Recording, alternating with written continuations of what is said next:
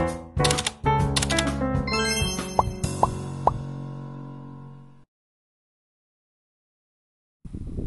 guys, good afternoon po sa ating lahat. So, sa araw na ito, ang aking recipe ay bake na talong guys. Ang ginawa ko nga pala sa aking talong guys ay prinito ko muna yan guys. Pero nilagyan ko na siya ng konting paminta, konting asin, at saka konting herbs guys. So, pati yung potato, ayan, prinito ko na rin po ng konti para hindi po siya masyadong magtagal na ilagay natin sa oven guys. So ayan, panoorin ninyo ang aking recipe for today.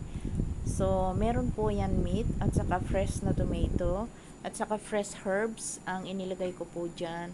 So ayan guys, panoorin nyo kung paano ko isalansan yung aking um, talong guys. Talong na baked.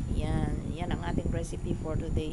Kailangan po i-layer natin para maganda po yung kanyang pagkasalansan at saka syempre pagkakain kayo hindi magulo guys. So ayan guys, ganyan lang po ang ating paglagay. So ang ating eggplant ay meron ng ingredients yan. So hindi na natin kailangan maglagay at mag-add ng kahit na ano pa man kasi lahat pati yung meat guys ay natimpla ko na lahat yan guys. So ilalagay na lang po natin sa ating oven. So ayan, ilagay natin as a topping ang ating meat. Ang ating meat nga pala ay niluto ko na rin yan. Nilagyan ko siya frinay ko siya ng garlic at saka yung fresh garlic, herbs at nilagyan ko na rin siya ng konting tomato sauce.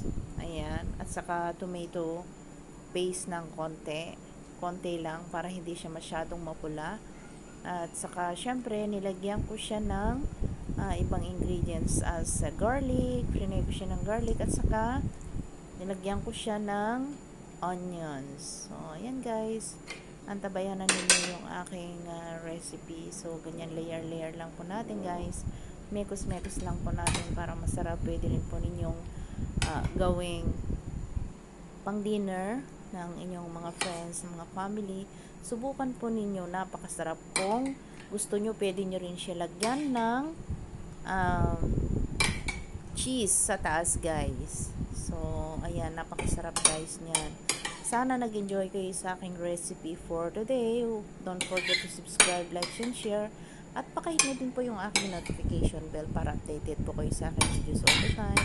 This is Lorna Serio Vlog. So, ayan guys, fresh tomato po ang ating nilagay. Nilagyan ko na rin po yan ng asin at saka paminta at saka ibang ingredients guys. So, ayan, lagay na po natin yung sauce. Then, lagay na po natin sa ating oven. Sana nag-enjoy kayo sa aking recipe for today. So, i-bake lang po natin ng 30-35 minutes. Low fire lang po. Thanks for watching. Bye-bye!